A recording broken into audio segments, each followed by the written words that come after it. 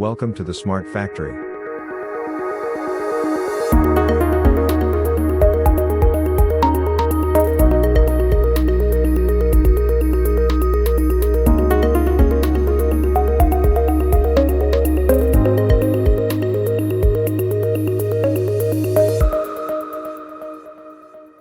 Well, good morning and welcome to everybody, especially to Jacob Hededam Hummel and to Anthony Thirlby. So how are you guys today? All well in sunny UK, Morton, making my most of the 1 day of sunshine we get a year. So all good. And also good here from a sunny Denmark, I would say. Partly sunny at least. Yeah, that's great to know. Anthony, you on your mobile because you had the worst week of your life with the crashed computers. Anything else that crashed in your life lately? A house refurbishment going on, carpet fitters on site, just the usual run-of-the-mill day, Morton. Running print companies is a walk in the park compared to a house refurbishment, so all good. Okay, so you're considering going back to have your own printing company, is that what you're saying? Oh, maybe one day. Maybe one day. I thought it was kind of breaking news here, but that was not the. I wouldn't know that was breaking news or boring news, one of the two. No, that's great. Jacob and Anthony, you have been both colleagues and friends for a long time. Jacob, now you're not with Heidelberg anymore, and Anthony, I know that you're independent, but you are maybe one of the biggest and most loyal ambassadors to the Heidelberg mantra of everything. Basically, we had a wonderful conversation a couple of months ago. So how did you get to know each other? I had the misfortune of meeting Jacob on a customer visit back in 2008-9 to a company I used to work with, ESP, and Jacob was a guy that I met then when we had some of the very smart Scandinavian customers come over to see about JDF integration and productivity and all the things that obviously Heidelberg had used as a mantra to push their presence in the market. And then subsequently, we retained friendship somehow, despite all of his failings. We retained a friendship. All the barbells you owe me. Yeah. and then in 2016, when I came to work for Heidelberg full time, he was my first recruitment into the organization. So I think the subject matter that we're discussing and you've excellently provided with your partners this week was something that he had a huge amount of experience in. So I wanted to get him involved in the Heidelberg family again. So for all of for all the negativity of Jacob, he does have some positives to bring to the table.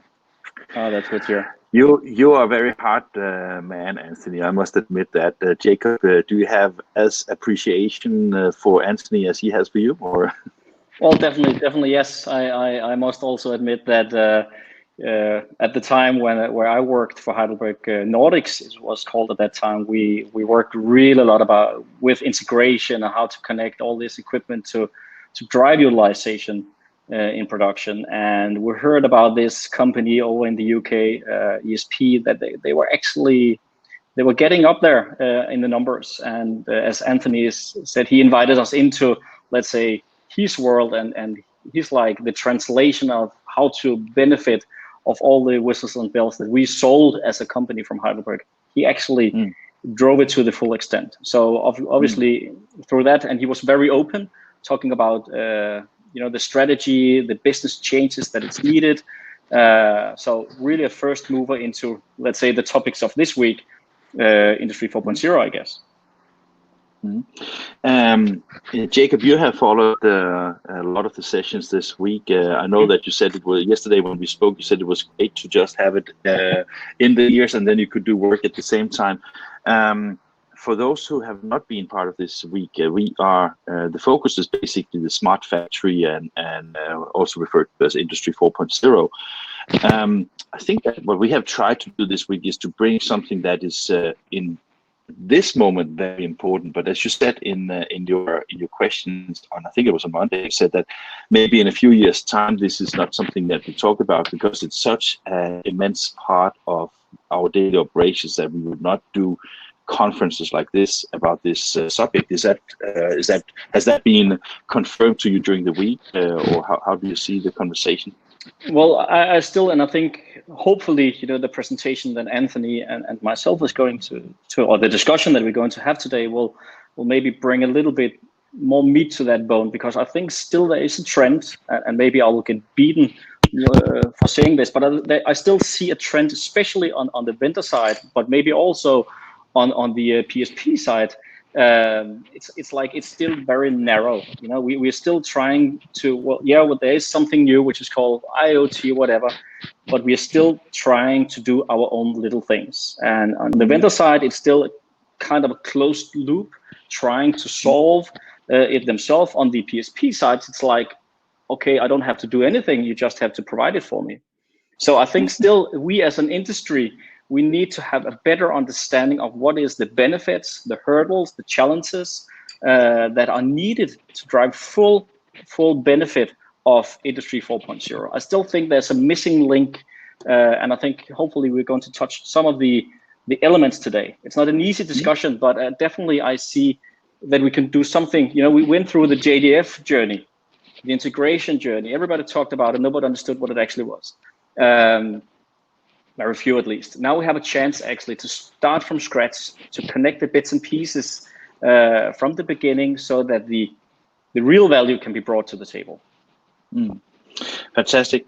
I will leave you guys now. I will be listening during the entire conversation you have, and as I said, we're not so limited in time, because we have the English breakout session afterwards, and we just continue this session till Sorry guys, till we gone. Can you hear me? Yeah, we can hear you. Just refresh your browser window, Anthony. Completely. Did we have a guest? Well, so Anthony, can you hear us? No, he cannot hear us. And Jake, can you hear me? Yes, I can still hear you. Okay. Yes. Okay, Jacob, I think you can start the presentation, and hopefully Anthony can join us in a second again, right? Yes. Let's try to do it. And I think he raised his hand. Is he trying to speak? Do I allow him, or do you allow him? He's not in the list right now.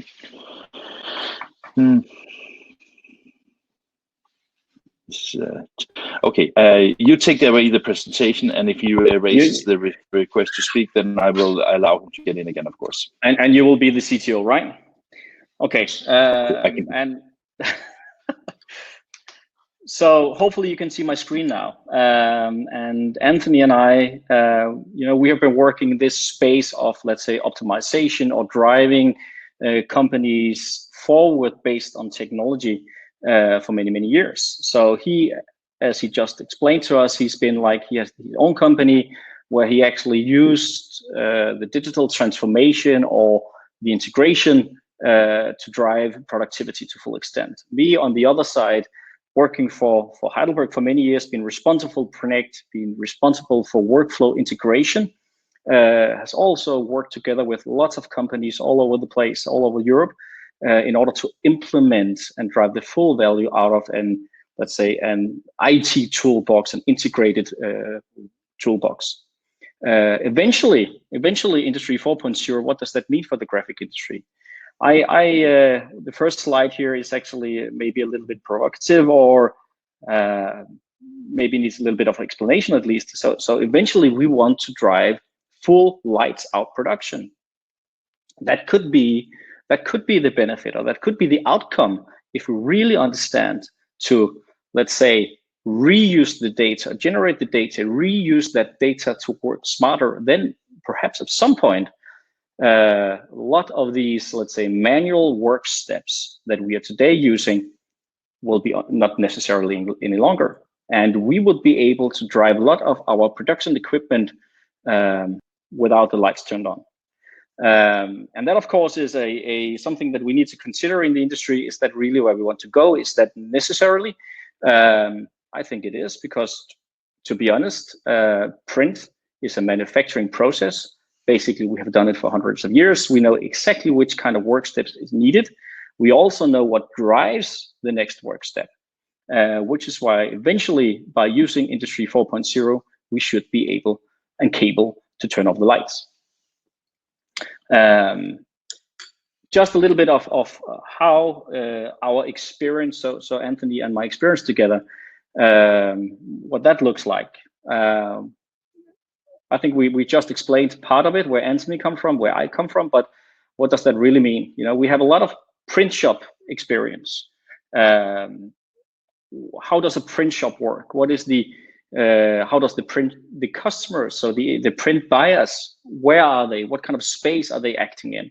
How do you create new channels to get them on board? How do you utilize that you have customers in your print shop, in your organization? How do you create a true end-to-end ecosystem where you actually serve these customers in the best way based on your production equipment or the kind of products that you deliver? So we have quite a bit experience around that space. We also know a lot about the change management, how to take a company from step A to step B to step C, etc. How to activate and drag shareholders, stakeholders into this process, understand the benefits, and make it, let's say, a transparent showcase of those changes that the change management drives. Also, we understand the true value of, let's say, drive changes through goals, like 1% benefit improvement, let's say, every month. Digital transformation, which is, I guess, the main part of our presentation today, because I think that is what our industry needs. That is what all the suppliers need to understand, all the vendors. That is also what all the PSPs need to understand, that this is a transformation. To drive full benefit out of Industry 4.0, you need to change, and you need to change in the right way. And Anthony and myself, as consultants, helped a lot of companies exactly to achieve that goal, to show them the path and to keep them in the path of this change. Only by doing that correctly, I guess you can gain the true benefit of the digital transformation. Sales excellence. I think this is normally Anthony's domain. I think when you have a successful implementation, you'll get a lot more capacity. This capacity, of course, only create value if you are capable of selling the 3 hours. So how to activate sales, how to actually understand the true mindset of how a market works. What are the buying behaviors for the customers? What are the price indicators that should tell you that you need to adapt changes? And how do you actually drive really strongly the customer onboarding processes? What sales channels do you need to have available to drive, let's say, new customer segments or new areas of business? Down to let's say the feet on ground, I guess, the project management itself. That is let's say, a really important part of this as well, because when you're going to change something, you need to have a structure for change. And since this area that we are talking about today is so complex, we need to be very honest and very open. You need to have proper project management in order to drive this. You need to have milestones. You need to have clarity on how, and transparent measurement. Do you achieve the goals? And are you on the right path actually to get where you're actually meant to go? You got back in your garden again. Thanks for that, my friend. That's okay. Links dropping everywhere. I'm back. Yeah, that's all right. All right. I don't know if you heard much of this, Anthony. Yes. Yes. Do you have anything that you want to add to this? No, absolutely not. I think it's more of a case when we start talking about the digitization or industrialization of a PSP. I think it's really important, as you've just discussed through the 5 topics that we have there, that there's a clear understanding that software and hardware providers can provide wonderful aspects to enhance your business, but you have to have a clear understanding of what you're trying to achieve by moving through this Industry 4.0 period. Exactly. So some of the things that we created around smart factory frameworks, when we discuss with all types of providers, whether it's inkjet, digital book production, publication providers, commercial or packaging printers, one of the things that we've always tried to do is give people a clear understanding that as daunting as it seems about going into the integration and digitization aspects, there has to be a clear message to your colleagues, whether they're shareholders, stakeholders, and providers in terms of partners. So the Smart Factory framework that we started to develop over the last 10, 12 years, for me, was about understanding from an organizational perspective what you wanted to achieve. And did everybody who was a part of that process, what input would they have? And not to create a fear of digitization. Because the first thing a human being fears in terms of actually change is that their job is going to be at risk. So by developing and utilizing technology, you can actually enhance your workforce, but also you have to find a very clear way to communicate why you need to improve into a smart factory. So what we have here is the 5C, working with your team and how to improve. And what I did over the years is I never used the conventional 5C or 5S. I tried to adapt it into more of a business framework. And then 4 key pillars, again, trying to keep things simple. The human brain generally retains 5 pieces of information very well. What I've always found over the years is when we discuss digitization or Industry 4.0, it becomes very convoluted with buzzwords and acronyms. The people that are inside of a company still have to incorporate that into their daily job. So the 4 key pillars we'll discuss. And then just as one example, from a business perspective, what type of business model do you want to achieve and what does that look like? And again, in terms of how your customer experience is, what you're producing as a PSP. And also for me, it's actually the ability to move forward and not react to change, but proactively drive your business forward through digitization.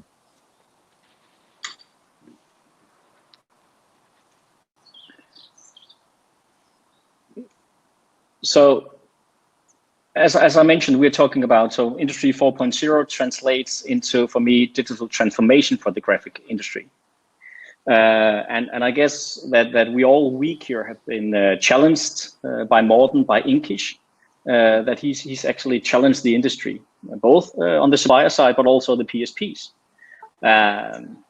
Questions is like, when are you going to use all the benefits of the Industry 4.0, or when is this new fantastic technology, when is that implemented? Questions like, what are the goals and the winnings? Why don't we just stay put in Industry 3.0? It's good and warm here.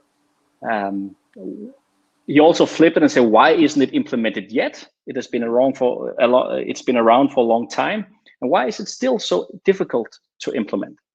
On the other side, we also here visiting PSPs or even on the vendor meetings, nothing is a greater priority right now than the digital transformation for our business.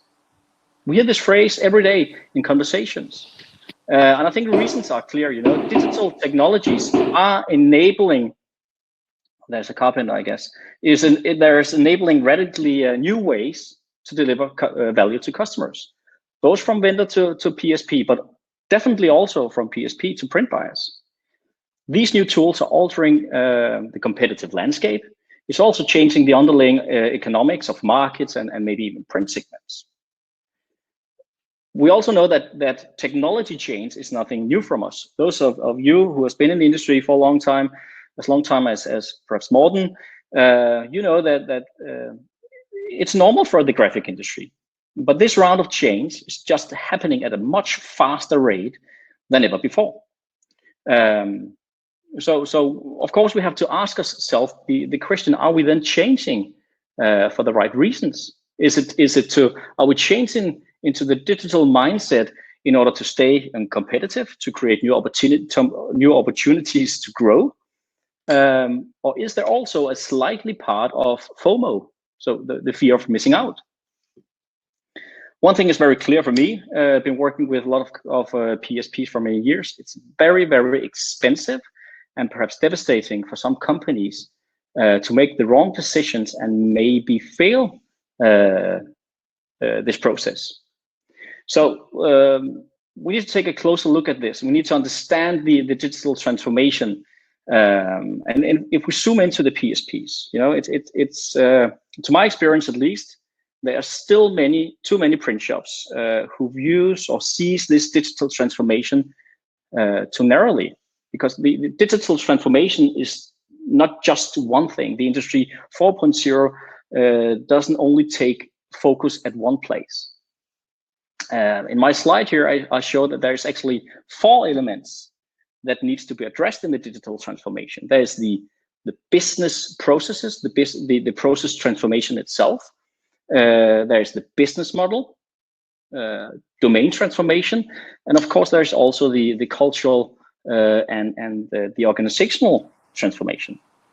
I guess that Anthony and myself, working with companies, we see, especially in this print business, I guess, we see many companies focused solely on the process or the organizational transformation. Also, when I listen into the INKISH session this week, mainly, of course, pitched by vendors, their added value offerings of 4.0, that lies in improving the business processes.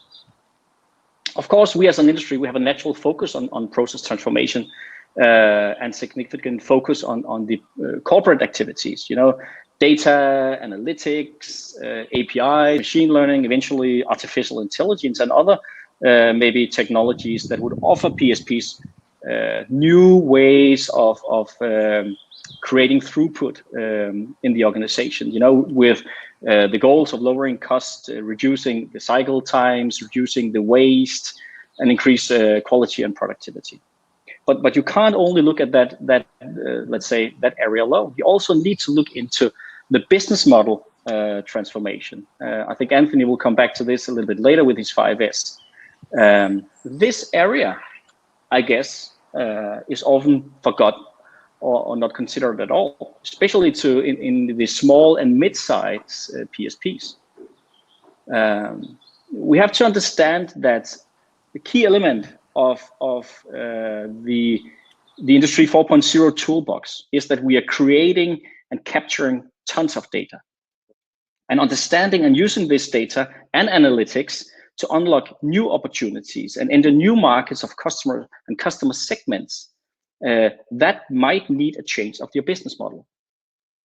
And by changing, you know, maybe that needs a fundamental change of your building blocks, maybe new values, and you need to take these opportunities seriously, because I think inside there, when you have all this new knowledge about customer actions, as I said, the behaviors of your customers, there lies significant new opportunities for growth.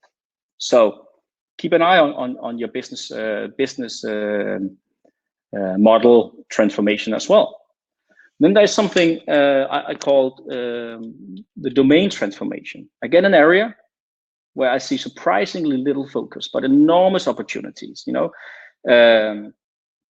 new technologies are redefining new products and services. It's blurring industries. It's changing boundaries and creating entirely new sets of non-traditional competitors. You know,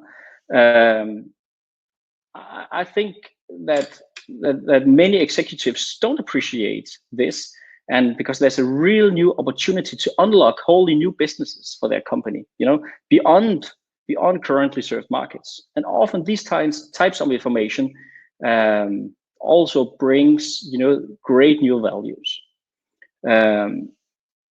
I think that new building blocks of unlocking new businesses, you know, again, we're talking back IoT or Industry 4.0, that is the artificial intelligence. That is all the machine learning that we get access to, augmented reality, etc., etc., etc.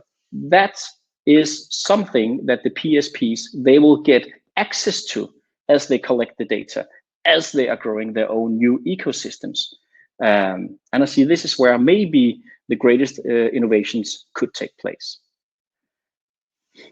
Last, but definitely not at least, you know, the cultural and the organizational transformations. Full, or should I say successful, long-term digital transformation, that requires redefining the organizational mindset, processes and talent and capabilities for the new world that is needed inside your PSPs. You need to get the right brains on board, or at least activated. Because I think these kind of mindsets, they take active steps into bringing the change through your organization or into your organization. And you know, what I recognize is that these let's say, digital businesses. I like to talk about, well, the future of print is digital. And it requires maybe more agile workflows. I'm not talking about pre-press workflows, but management workflows. There needs to be a hunger for testing and learning, maybe decentralized decision making.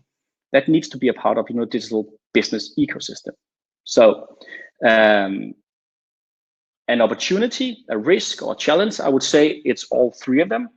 But if you address all these four areas, the process transformation, business model transformation, domain transformation, and cultural and an organizational transformation, you are actually utilizing all the benefits that will deliver to you when you enter the Industry 4.0. And one thing that needs to be very, very stated clearly, this is not a one-man show. This is not a one-man army to achieve this inside a print company. This is a team sport. So we have broken this down into more mechanisms, I guess. So let me take the next slide. I tried to explain it shortly, but here we go. So thank you, Jakob, on that. So obviously, Jakob's given you an overview of the 4 key areas that we have always tried to be clear in our focus about helping customers to, as I say, transition to an Industry 4.0 mindset. But I think one of the most important things that you learn through different experiences is that there has to be a clear business benefit to why you need to change and adapt these new process for transformation. So what I've got on the screen there is just an example of trying to simplify from an organizational perspective what the ideal business model would look by adapting these Industry 4.0 mindsets, technologies, and say partnerships that you provide moving into the Print 4.0 world and IoT. So what you have on the screen is something that I call 1 to 5. Again, making reference to the human capability of absorbing information in terms of where your colleagues need to adapt into the new process. So 1 to 1 is quite simple for me. As a printer, everything always seemed to be really focused on the output device, whether it was a digital, a linkjet, or an offset machinery. The core focus of a print service provider always seemed to be that if the machine was busy, we must be doing well. The cold harsh reality is that there was a lack of understanding of transparency through the whole organization. And what 1 to 1 was about was trying to adapt a balanced load across the whole organization. So 1 hour in pre-press, 1 hour in press, and 1 hour in post-press was the perfect product for a commercial printer that I used to run. And all that was trying to do was alleviate bottlenecks. And if you ever read a book called Theory of Constraint by Goldwright, you soon hear that post-press for most printers is the biggest bottleneck. So if I could alleviate that by having a clearer mindset from a business perspective upstream, and actually adapting a mindset that the pre-press department could generate more margin in terms of making plates or clicks, that was where the focus was. That would then move into 1 to 2, which would then adapt for every 2 quotes that were provided to a customer, we wanted to convert 1. So again, a lot of printers don't focus on the conversion rate. They will quite happily keep quoting without a lack of conversion coming through. So from a business model perspective, I wanted to ensure that every 2 quotes that were produced, we converted 1 order. 1 to 3 was about turn cycle. Again, trying to actually manage the client base, not react. Always found running a business from a proactive perspective was far better than trying to react.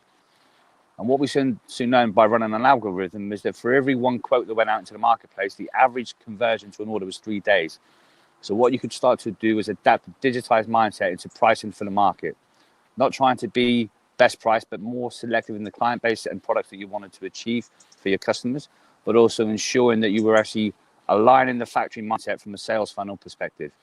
So again, estimating, as I will talk about, is a hugely important thing by analyzing data, incorporating it into a digitized world, but being far more proactive from a business perspective by not knee-jerking to what you believe the market is doing, but trying to lead the market. 1 to 4, again, a very simple thing is that for every £1 of labor cost, I wanted to generate £4 of added value or gross margin through the factory as a minimum. And what that ensured is that I mentioned, again, just using a commercial or a packaging provider as an example, generally over 50% of your labor cost sits in a post-press department. So the focus was always around the pre-production and post-production process and ensuring that the output devices were actually maximized to achieve the highest return for the labor cost incorporated into the business. And then quite simply, again, 1 to 5 to finalize it, for every 1 hour in press, no more than 5 hours in post-press. So that would give us an example that if a job is on press for 10 hours, no more than associated time of 50 hours in post-press. And all that was trying to do was incorporate into the management information system a set of parameters and guidelines that ensured that from a productization perspective, everybody knew in the organization what the right product and wrong product was for that company. Now, when you're a smaller organization, of course, you want to be a provider of everything. So all I'm trying to say is this is not telling people how to run a company. It's just giving a framework of an associated platform that was used to incorporate from a digitization perspective into an MIS, but also then from a product classification, from a sales funnel, how you attract that type of work into the organization.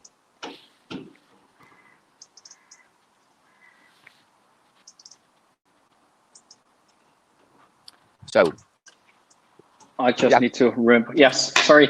Yes, and of course we also need to jump back into and have a little bit of discussion around why is it that this is a challenge? Why is it that we know that PSPs are struggling? And what Anthony's just mentioned, why is it that they need to address this differently? If you look at this slide here, you see the average PSP. And we also, well, first of all, we know that the average job cycle is around 3 days.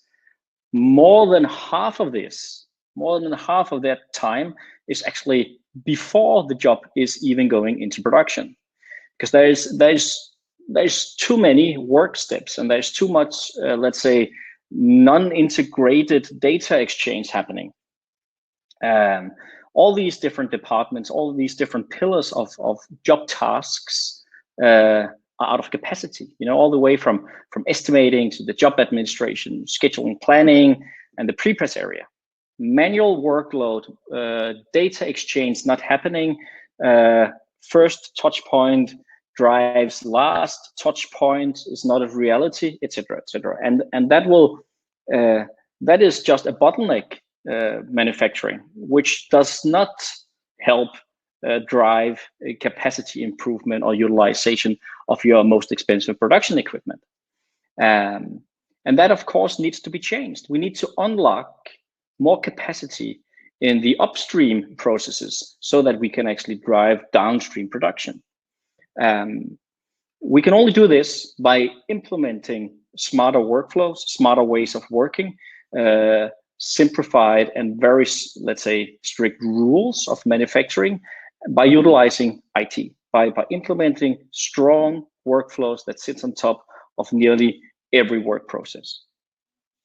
Do you want to add anything here, Anthony? Because I think this picture is very it's very clear for everybody that you can't drive optimized productivity on the press if you are underutilized in every other department. No, absolutely. And one of the things, when you do the evaluation process of pre-production touch points, when I started working with Jakob and the guys within different providers, it was really important to emphasize of how much upstream activity can be simplified by digitization, or as we say, the Industry 4.0 mindset. By developing automation into your business, you're actually enhancing your client experience. Your reaction time to every conceivable downfall that you could have when incorporating automation into your business is simplified, and you're allowing your sales team and your customer service team to focus on what is important, which is the customer journey into your organization. And again, by product classification at a first touch point perspective, you're actually enhancing everything into the post-press area. So this graphical reference, as sort of mundane as it seems as pillars and blocks, is very representative of most PSPs in the marketplace. So I think it's really important to understand that every conceivable aspect of business you can simplify through integration and automation. Yeah, I also want to, because of course, if you sit and listen to this as a PSP and say, well, I know this is the situation, but I do not know where to start and how to improve this. And I want to bring in the reference from yesterday's session from Baldwin, where they actually are going to say, okay, we need to provide you guys data of what is the current situation. We also need to show you how to drive, let's say, easily to understand trends of your productivity, so that you can actually understand where you need to improve. And at my time at Heidelberg, we strove to have, you need to drive business intelligence throughout the entire process from end to end in order to do these kind of improvements. If you don't have the data, you can't improve, because you do not know where to focus and how to focus. What is most important for your business right here and right now? So the only way to do this is to take BI and business intelligence and activate that throughout your entire production. I don't know if we actually lost Anthony once again. Morten, are you with me? Can you see if he's still in? I am with you, and Anthony has left the building. Maybe he will join us again. I'm not sure. Oh, that's brilliant. That's brilliant. Okay, because this slide is actually his slide, and I will. I'm sure that we will get him back in. So if I jump forward, it doesn't hurt the discussion here. So I jump through the next two, which is Anthony's 3 eventually, and then I go down to, because this actually goes hand in hand in what I just talked about. That you need business intelligence. You need to have the data at hand, and you need to understand your data in order to drive these improvement processes. And this is something that where Industry 4.0 hopefully will give you this for free, because with all the connected devices and all the connected work stream processes, you will have tons of data that you can actually easily, hopefully, dive into and digest. And with that in mind, you also need to look into the reduction of your touch points. You know, the slide with the pillars that were full, that was out of capacity. That is mainly because, as I said, there's still too many manual work steps inside your company. Normally in the print shop, you have around 15 touch points, and a touch point is defined by some interaction between humans that we need to hand over the order with the information, etc. Production job, not the order per se, but production job. That needs a focus, because if you want to be productive in a smart factory, to use that word today, then you need to drive this down as far as 4 touch points. And I need to put my, let's say, very important glasses on and say the estimating process is key to success here, because the estimating process. So if you are there, have a web to print, you touched this subject earlier this week, Morten. The first touch points that actually drives the estimating also needs to make sure that all the presets are included for all the production equipment downstream. You need already at the estimation step to preset all the production equipment, because only by doing that you have activated all the whistles and bells in order to drive automation. So that needs to happen, and that is why the integrated estimation or reusage of the data that the estimation is creating is so darn important to have a successful 4.0 print shop PSP. The planning next step, now we're talking again utilization. Planning, scheduling, whatever you like to call it, is the next work step or touch point. So you need to standardize. And again, when you go into the different print shops and you ask them, okay, guys, do you have a planning strategy? And the answer will always be, yes, of course, we have a planning or scheduling strategy. Okay, what is it then? And the answer will be, well, we deliver on time.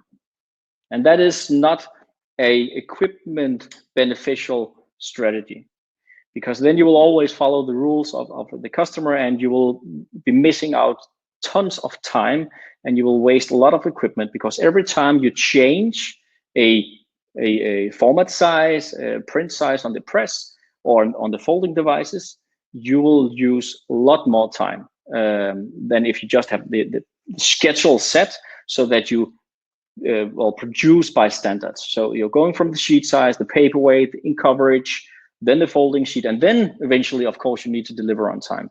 But you need to do it in that order in order to use the real equipment capabilities. We have we did some findings in my former position, where actually a job change, if you have a format change on a press from one format to another format, you in average use 16 minutes on make ready process. If you stick to the same format, you are around 3 to 3.5 minutes in average for job change. So you can understand that there is a significant amount of time to win when you schedule correctly. Next touch point is press and post press, and this needs to be, let's say, a shared touch point.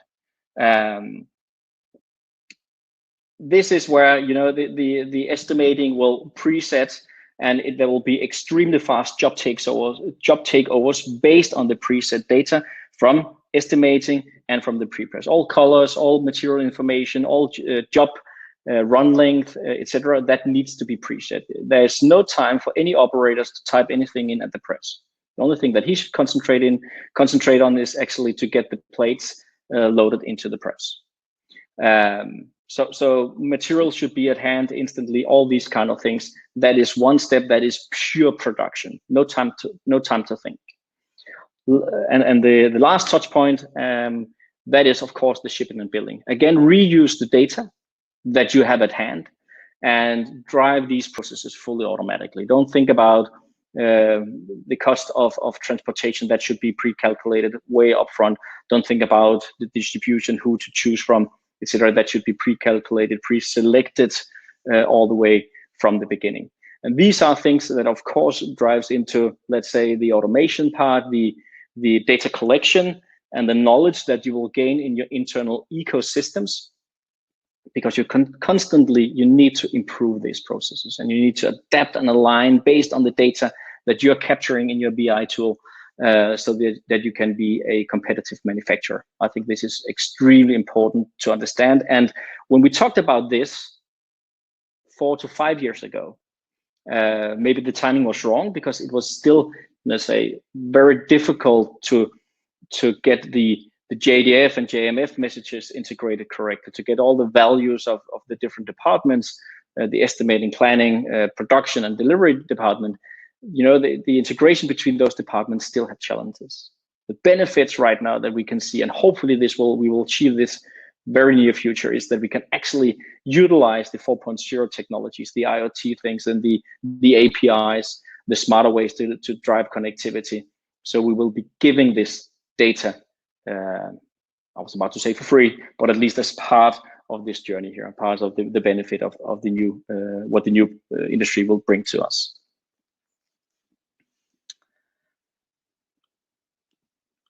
Oops. Still no connection to Mr. A.T. He is trying to connect, but it doesn't seem that he's succeeding. So I have sent him the links again and said to him he could refresh his browser, but I'm not 100% sure about it. Sorry. Okay. And I think that, as I said, this is the slide that he normally talks about. But back into what I mentioned in the beginning, let's say the implementation or the digital transformation, there we go, of the industry that needs clear focus and a clear strategy in these 4 different areas. And the culture and organizational transformation is really, really important. Are you back with me, my friend from the UK? He needs to push the button.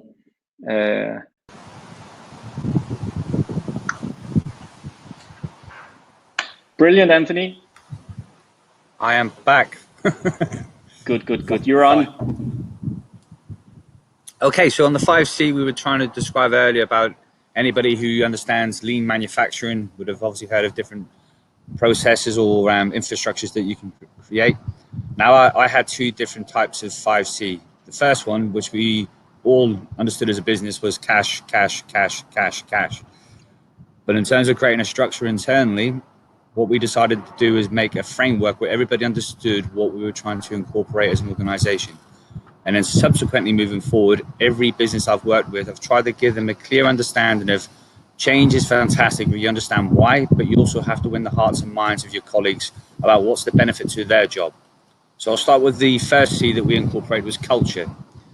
Now, you can have the most fantastic piece of equipment and the most fantastic software in the world, but if you don't develop a digitized culture of wanting to be best in class, I say making your colleagues' job easier, not harder, a culture and organization will actually determine whether you're successful or failure moving into Industry 4.0. So culture for me is about understanding about how you assist people in their daily life. So both from a customer's perspective into incorporating manufacturing processes, but culture for me is the very essence of an organization. It was no good as an executive team that everybody knew what digitization meant if you went to a machine in the manufacturing hall and nobody understood what the benefit was to them. So culture is about incorporating everybody into the change process. The next thing from a management perspective, as you adapt Industry 4.0 mindset, is clarity. What do I mean by clarity? Is clear information coming through the organization. So from a sales focus, what was the market presence that you wanted to go? What was the segmentation that you were after? From an internal processing perspective, Jakob clarified on the 55% of the life cycle time in a pre-production process. But again, do the colleagues understand why you need to incorporate a quicker return to market and a quicker process through the factory? Because clarity is everything. There's a clear information from a business roadmap and also from a shareholder and a stakeholder perspective. What is it you're trying to achieve and why? That then moves into communication. I've met so many people around the world over the last 5 or 6 years who know exactly what they want to do, but they don't seem to be able to pass that through to the organization and all the way through. So that then creates frustration because the organization is not delivering what the owners want to achieve as a business plan. Now, I know from experience, communication was one of my absolute terrible things because I believed that I had as a vision, why couldn't everybody understand it? So again, by simplifying the message to your colleagues, actually what you're trying to achieve and being very clear, that will allow you to adapt the culture of best practice. Moving on from communication is consistency. You made no mistake. If I had a bad day running a company, everybody inside the whole organization had a bad day, which was terrible as a young person trying to understand leadership skills. So consistency and message, not being frustrated by the lack of movement sometimes or improvement, but understanding that if you're communicating and you're clear, you're adapting a consistent culture where everybody understands that everything that you discuss is about improving the company by 1%. I move into conversion, and conversion was two things for me. Conversion, as I mentioned briefly earlier, was about converting quotations to orders. That was the focus from a sales, from an Industry 4.0 and an analytics and a BI perspective, understanding exactly what every price in the market would achieve for that relevant segment. But then the flip side of that, the other part of conversion that was a clear focus was converted printing sheets into invoices. Now, what you have there is a clear adaptation of 5C that from a business perspective allows you to adapt and incorporate IoT and Industry 4.0 mindsets into your organization. Now, moving into 5S, again, I had two takes on this. The internal 5S was sales, sales, sales, sales, sales. So that's what the incorporation of this was, just in terms of an organization. But in all seriousness, strategy. You know, Morton and the team have delivered an excellent set of webinars this week about robotics and IoT and everything that's available in an organization. But from a business perspective, what is your strategy to incorporate this technology into making your business more successful? And so for me, it's really clear about what is it you want to be and what is it your marketplace you're trying to achieve. That then moves into sales channels. Now, by understanding that different markets require different things, from retail into traditional marketing and advertising, into BPO, into the one-off book market, I think there's a real understanding about what sales channel you want to incorporate, because you can automate everything by understanding what the customer requirements are and how that product comes into your business. There's a huge take up in reducing touch points, which is streamlining the process through your business. Now, we have a tendency from a printer's perspective to think that solely means about everything around machinery. The biggest achievement that you can have in terms of the biggest victory is by focusing on these things that we call the pre-production touch points. So from receipt of quotation to a sellable product on your output device, if you focus clearly on streamlining each part of that process and reducing your touch points, it's amazing how much more choice you give yourself by developing data, incorporating automation to allow you to achieve what you want to do in terms of output levels. Structure is a hugely important thing as you go through change. You know, hopefully most businesses through this pandemic will come back and actually have the ability to look at growing again. So structure means about ensuring that all of the management team and the people in the key positions have time to think. The biggest problem as you grow or you try to react to daily pressures is that you don't get the time to think, to adapt, to improve. So if you don't have a clearly defined structure inside of an organization, the adaptation of IoT and Industry 4.0 is very difficult. You know, one thing that print has generally been poor at worldwide is understanding the huge enhancement by having in-house development or external partners to do dev work with you. Now, the conventional print background means you're not necessarily going to have that IT background. So I would always deploy people to try and incorporate that type of skill set in, so that as you move into Industry 4.0, you have the ability to simplify all of these integration and digitization things that are available inside your business by having a clearly defined structure for roles, responsibilities, and accountability. And then the far end of the bookend, so we have culture from the 5C is the first part of the bookend, and the other side is stability.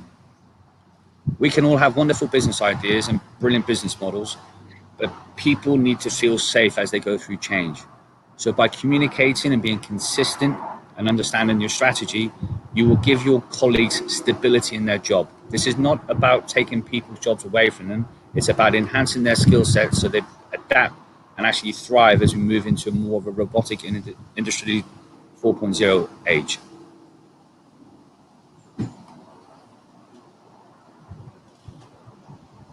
Now, we mentioned briefly about 4 key pillars. This is just one example. By focusing on 4 things, how you can have huge improvements in your output. Now, Jakob covered off about the huge impact estimating has into scheduling. When I ask people, do they have a scheduling strategy? Everybody says yes. What is it? We deliver the job on time. That is not a strategy. That's a necessity of serving your customer. So by adapting digitization into your organization and having visual references and transparency, scheduling for me was one of the most strategic parts of the company.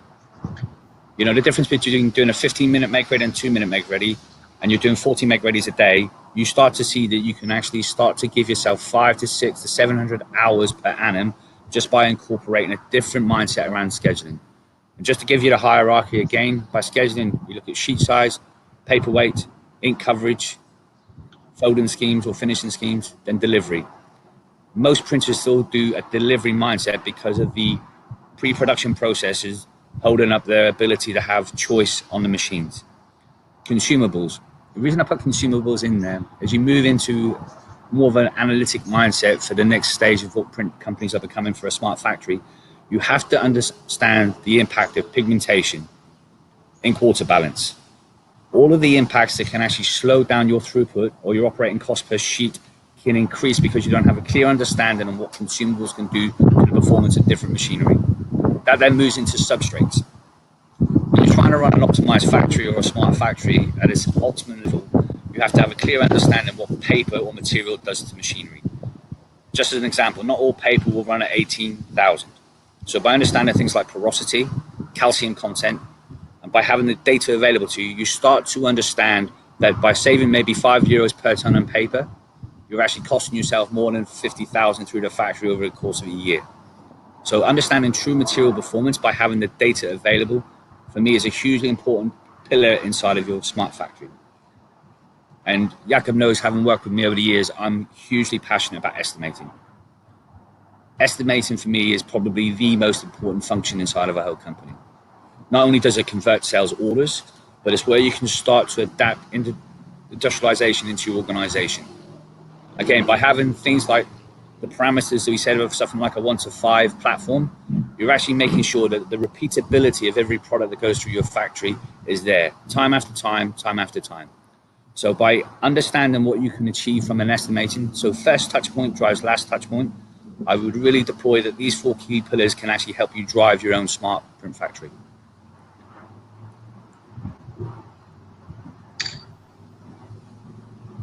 And I guess, Anthony, while you were out doing whatever you were doing, we already jumped to this slide here. But I want to just to stress this a little bit again, because I did already explain it. But maybe it's like you guys are thinking, oh, only 4 work steps or 4 touch points.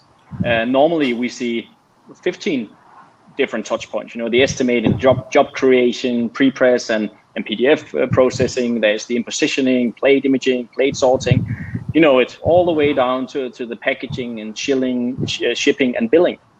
But you need to think different, and you need to start focusing on reducing your touch points. And you can only do that by reusing the data from previous work step to next work step, or as Anthony just explained, get a proper estimating done in the beginning, where you actually use the data created there to drive preset downstream. That is so crucial. And I'm about to say, if you don't have this as main focus, you know, it's pointless to go on this route, because if you try to implement, and I think this is part of the reason that we are here actually today to explain this, it's the difference between a successful or a non-successful implementation of Industry 4.0. If you don't think differently, if you don't have a different mindset, and if you just continue to have the same roles and definitions and the same work steps inside your PSP, it's pointless. You will not get any benefit at all. You will just waste a lot of money on IT, lots of frustrations, lots of project meetings, and it's basically pointless. So you need to change the way that you're working to drive real the benefit out of Industry 4.0. And basically, I think this was what we wished to present, Morten. Thank you very much, and I think there's if you make the real Belgium fries, Anthony, you take them in and out of the water and the oil to get the most crispy and delicious one. So I think that you have just identified yourself as the best fry you can get, right? That's certainly a strapline I think I can go to market with. Yes. So. Thank you very much for a very interesting and also a very difficult subject, to be honest. When I listened to you guys for now an hour, and we have now exceeded, not the time, but we have moved into what we call the breakout session in English. So just so if people are interested in the French breakout session, just so you know, you have to shift channel now. On the LinkedIn, you can find the links for it. And I will also just put it here, just in case anybody is interested in that. So just hang on a second and we will move on with questions here. So and just also for to know the French breakout session is with a guy, Frédéric Fabi, and he is again one of these fantastic online printers who is utilizing not just the theoretics and the talks about this, but actually living the things we're talking about. Unfortunately, I don't understand French, so I just keep with you guys. I don't understand Anthony either, but that's okay. That's two of us, Morten. Don't worry. Yeah, two of us. Yeah, three. Three.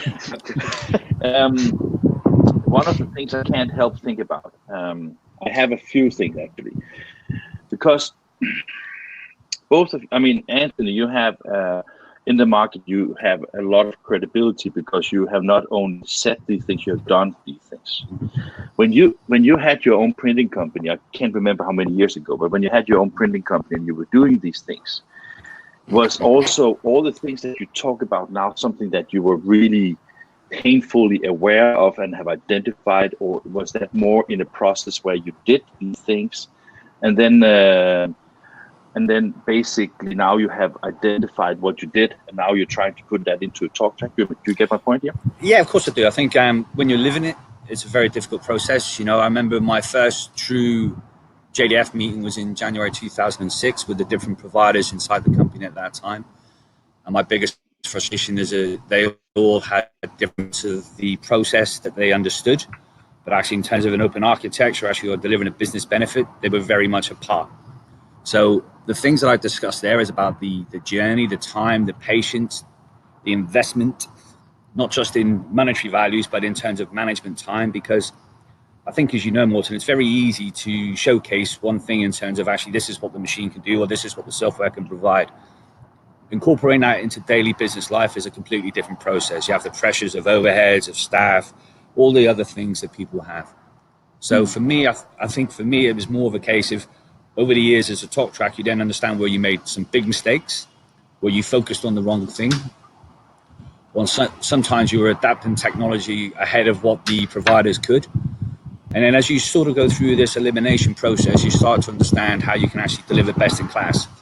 And so for me, but that's exactly what I'm asking, because when I listen to your and Jacob's presentation and also watch the slides, I have the same impression as when I participate in real live sessions where also Jacob and I met, and that is, how do I actually get this implemented in my company? Because everything seems so obvious when we learn it, and it seems so difficult to actually do it. Is it just because we are stubborn and conservatives and we're focusing on the daily operation rather than on the future of our own companies? Why do you think this is so difficult? Maybe Jacob, you can answer this.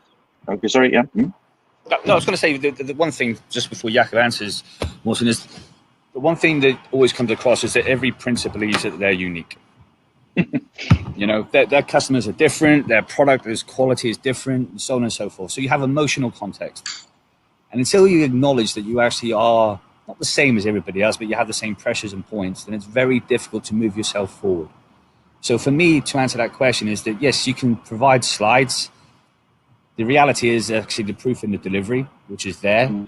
But again, you have to define what it is you want to be as a business. And if you're not clear from that from the outset, then I would recommend you don't start any journey. Okay. Features, benefits, tech specs, that's the incorporation of people selling to you. But from an organizational perspective, what is it you want to achieve? And is that clear to everybody who's working within that team environment? Okay. So if I understand you correctly, if you don't want to move and have an understanding of where your business objectives are, this journey is more or less no value. Now, so what I think is important, Morten, is what we try to outline today is that Industry 4.0 or digitization of your print shop is not done by focusing on getting one piece of new equipment.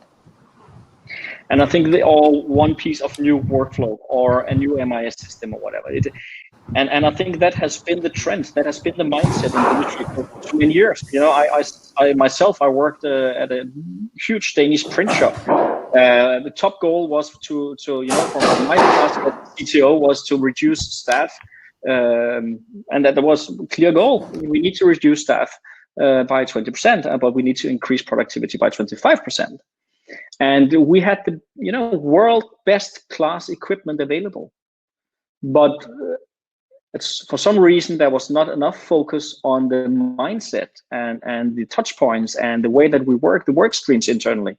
So I think it's important, and I think this discussion is good because I don't think this is a supplier or vendor issue or responsibility. I think this is a PSP responsibility. They need to understand that Industry 4.0 benefits doesn't come just by choosing one supplier, and I can be brutally honest, this is not supplier dependent. You can do this by pick and choose the right tools that fit your products or end customers, and you can gain the same value of a workflow like if you just work with one supplier. For sure, if you do this correctly, if you understand what is your goals, what kind of company do you want to be, what level of automation do you expect, what business model do you choose to drive sales with, etc. But I think that was why I had to, split up the digital transformation into 4 pillars instead of one. And that leads me to something that at least I find maybe interesting as well, is that because I think it was with you, Anthony, in the interview I did with you, or maybe even with your former colleague, Ulla Kerman, because when we talk about, for example, one of the things that has been or is a very important part of the, for example, the Heidelberg Prenect Smart BI subscription model kind of thing, is that basically we have utilization of the machines, that is one thing, and then we have the OEE, which is another thing.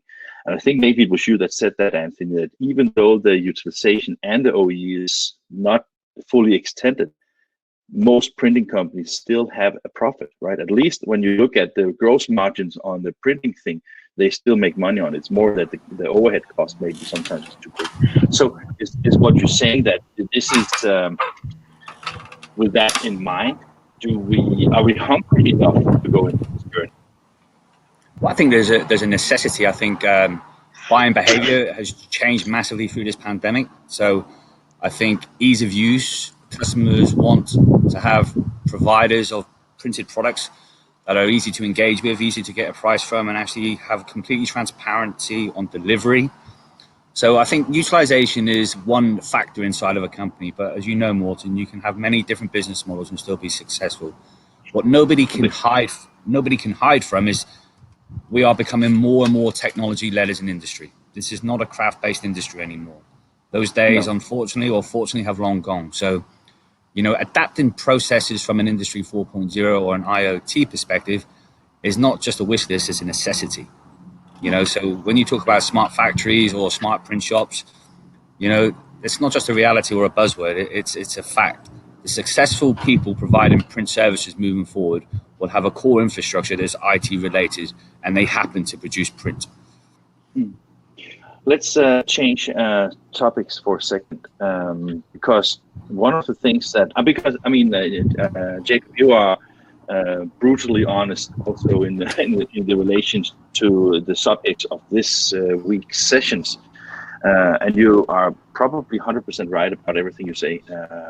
I will actually listen to your comments when this show is over to kind of also evaluate our own show.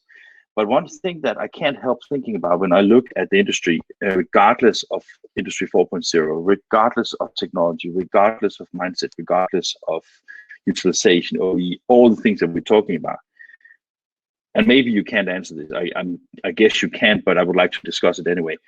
Mm-hmm. How do we get more business? Because this is also driven from the fact that we have a decreasing volume, especially on commercial print. And in order to really utilize the equipment that gets faster and faster, faster setup times, more efficient output, a higher quality, all the things that we know of, the biggest problem for the industry in a global perspective is that, especially on commercial print, we have not enough orders. True. And well, at least to the capacity which is currently available in the market, and maybe the capacity needs to reduce to fit the amount of work which is out there. I think there is, and I think everybody who is a little bit interested in trends knows that maybe the drop of commercial print that is stagnating, and something will come back. Something will definitely be transactional print, and all this definitely will be gone forever, which, if you look into an environmental perspective, is not bad. So the question is, Morten, and actually I don't understand why you go into this kind of discussions, because yes, there might be a need of more work to keep print shops alive, or maybe the amount of, or the level of work available is enough actually to keep the healthy print shops alive, so that this actually can come back into be a profitable business for those who actually understands to drive utilization correctly. But that is a totally fair agenda to put on plate. So I agree on that one. The reason I'm asking is just because that it's a fact that we have about 1 million printing companies in the world, and it's a fact that nobody just lies down and just pretend to be dead. So as long as we have an overcapacity, there is a big chance that people will compete on also sometimes on uneven grounds, right? So the fact is that what I'm talking about here is that the companies that are healthy are companies that invest in these kind of things, but that doesn't in itself drive new business.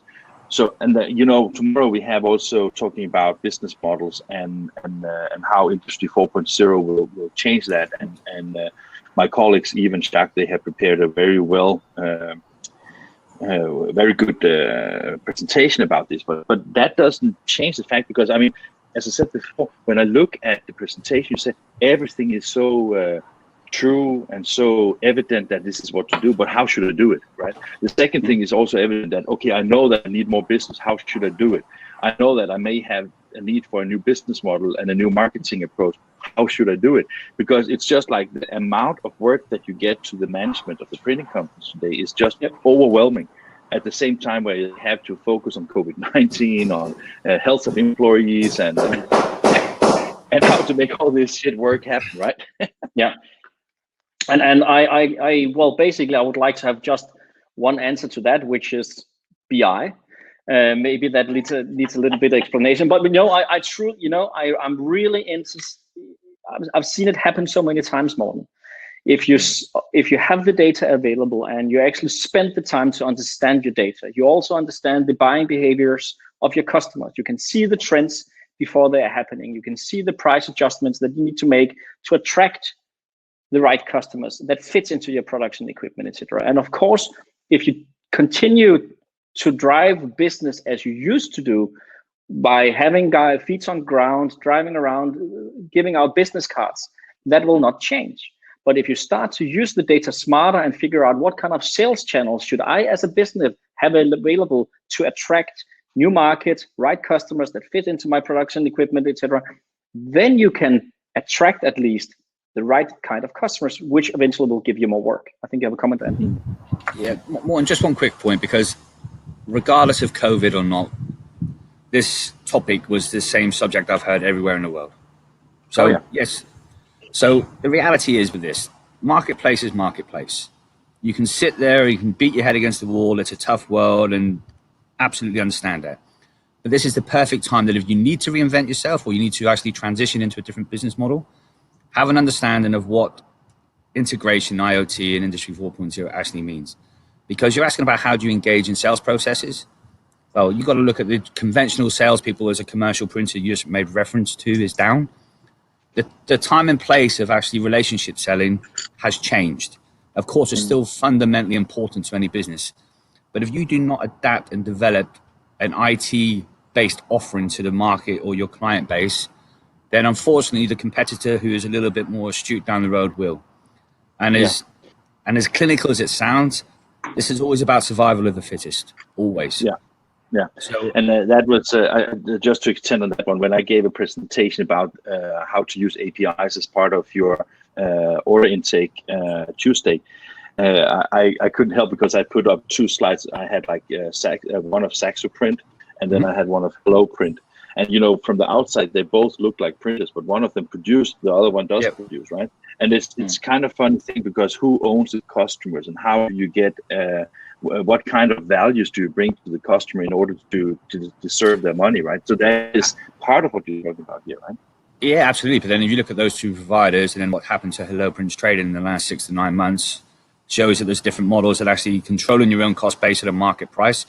When you're providing an online pricing platform and then the onboarding process, if you're not in control of your own operating costs, it's a very difficult process. As you know, the European online market has taken a huge hit on pricing pre-pandemic. So I think the reality of all of that, about client retention and client growth, whether we like it or not, Simpress or Vistaprint recreated the business card by making it an easy process to do. I think what we will find through, web to print, as you've discussed this week, is not a new platform. It's been around for 15, 20 years in many different guises. But I think, if we're actually brutally honest, up until probably 3 to 4 years ago, most of the providers only produced web to PDF. They were not web to print. So I think incorporating different sales channels into your business, which are more IT related, because as we just highlighted, that 55% of pre-production time can be completely lights out. You look at the overhead that you deploy by just processing and not looking after customer engagement. So when I have these conversations, we can all sit there and complain that it's a difficult journey. That's the easiest thing that printers do. If you take a cold, harsh look at yourself and understand where you can improve slowly with a clear benefit at the end, it makes it a lot easier to go into this process. If you don't incorporate that you are failing on some aspects or could improve, then you will always have this reason why you cannot do things. And so it's the same. It's the same with sales. Pandemic has obviously hit volumes. Volumes are starting to come back from all the different PPV data to come out of the providers. So let's see. I think incorporating new sales channels into a business is difficult. But if you incorporate technology into it, it can actually ease the process and accelerate your time to market. Yeah, I can tell you, which is I think is quite interesting in perspective also what you say that tomorrow in our second session at 11 tomorrow we have a visit from both Bernd Zipper from Beyond Print and Zipcon, and we also have René van Dijk from Hello Print. So good opportunity to talk into the necessity of also how the smart factory works for somebody who is not producing themselves. Exactly. And I think that a lot of people do understand the challenges that you have being the middleman, because of course you rely on how good the enterprises and the suppliers also become maybe a little bit more dependent on having stable front ends, so to speak. No, I think so. I think but also the reason that those guys have been relatively so successful is, when they're looking at resale value, when you're looking at PE ratios, it's a lot easier to sell a software business than it is a manufacturing business. So I think, then what you see in, without disclosing too much, obviously, but some of those competitors have now become partners, providing certain aspects for those people. So, the world's a small place, more, and I think technology is providing that. And I think those type of people are hugely interesting to me as an industry, because I think we can learn so much from those guys who don't actually know print.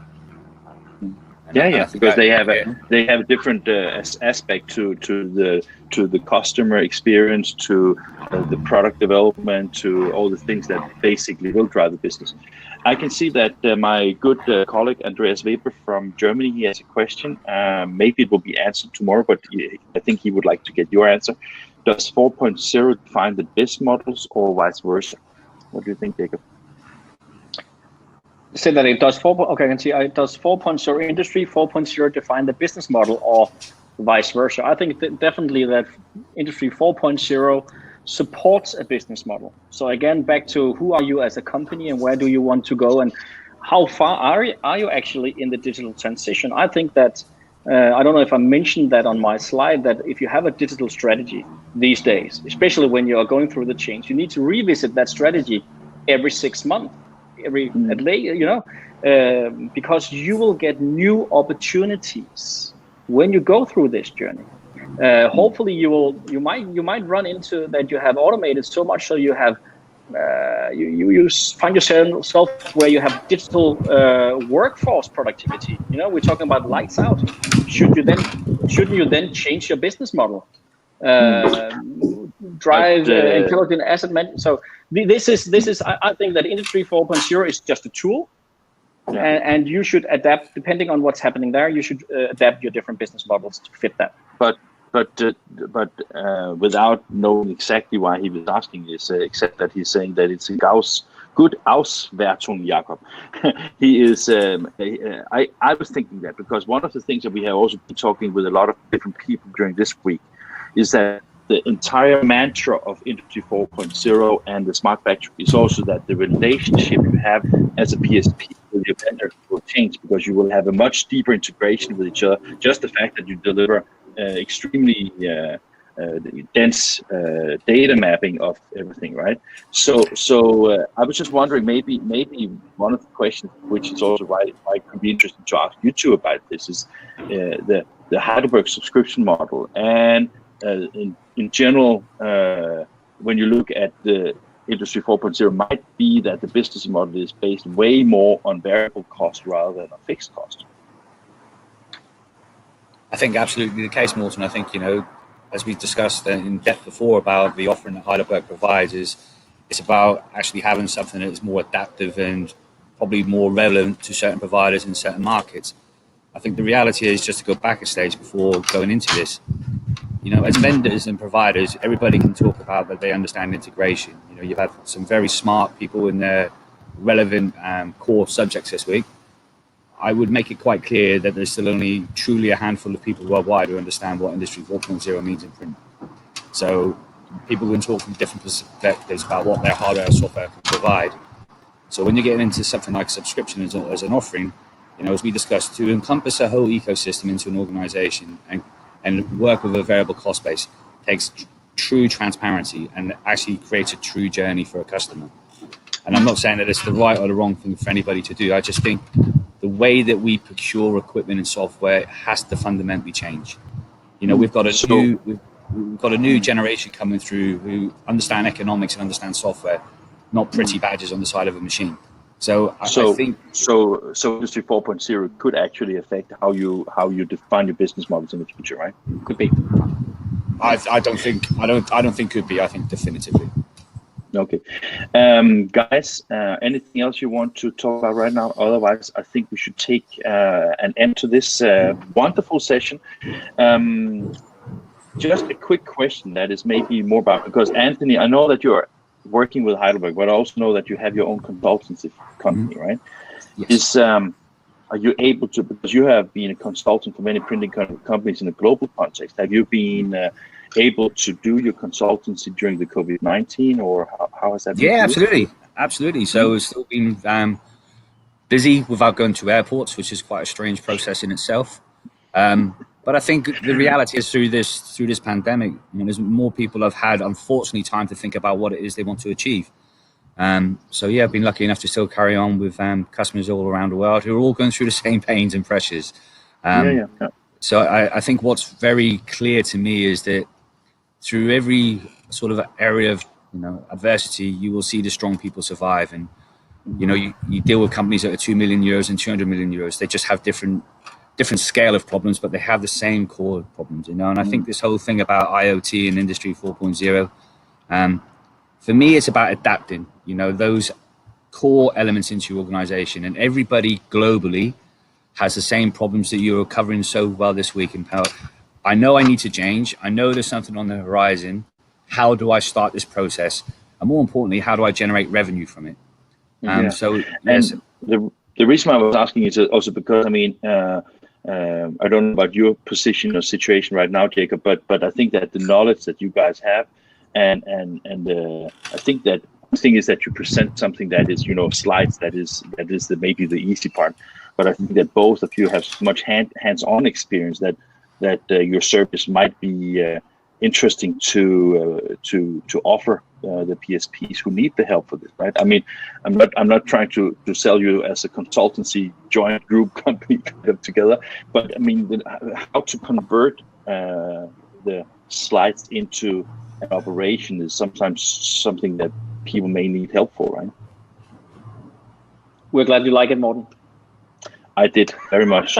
I must admit that I also find it very difficult. I look particularly forward to this, both the conversation and your presentation today, because the way we started defining this event was first like, okay, what is Industry 4.0? Then the software of the, and then the hardware of this. But essentially, today and tomorrow is way more complicated because it's about the mindset, it's about the business, it's about the opportunities, and it's about the transformation process. I think that this is where the really difficulty come into place. And then when I see your presentation, you guys seem to have a very clear understanding of where this can be taken and how it can benefit the printing companies. I'm more concerned that to the PSPs understand this. I have difficulties understanding this. I think just to finalize at least more, I think the timing right now for implementation of digitalization haven't been better ever. We all been, with the pandemic, all been shaken, and we all understand that we need to change. The risk is too high to have all these manual work steps, and we have also seen that digital tools can still work for us. We have worked remotely. We have we have seen that implementation of digitalization can happen pretty fast, and I think that the industry needs to adapt that, or we will adapt that. And as you say, yes, Anthony and I, we have experience from both sides. We have also done a lot of the things that didn't work and learned that way, which is not a bad thing, But yes, there is a lot of hands-on experience, and let's see where this goes. Yeah. Well, once again, thank you very much for your time. Let's play our little video and then have a lunch. And then if anybody's interested, again, former colleagues of you guys, Gert van Dam and Peter Dont from CERN in the Benelux area is going to talk about a subject that is also quite interesting to say, that smart factories need smart MIS systems. So that is the next session coming up here at 1:45 Central European Standard Time. So if you want to join us, yeah. Sorry. Can I just say one thing? Yeah, sure. Yeah, so the two guys that you've got on, I've dealt with Head, obviously, when I was on wearing another hat, and his company, Sam. They are an outstanding business, and probably for me the best MIS in the world. So if anybody is thinking about not watching, watch these guys. They are exceptional at what they do. And I need to correct you there, Morten, as well, because you said yesterday it's a label MIS, which is, they will tell you that you are wrong. They came out of the narrow web label, yes, MIS, but they are definitely also packaging and commercial. I'm so bad. I'm sorry. And just one thing, Anthony, because I didn't hear the first thing you said. What did you say? What company were you endorsing?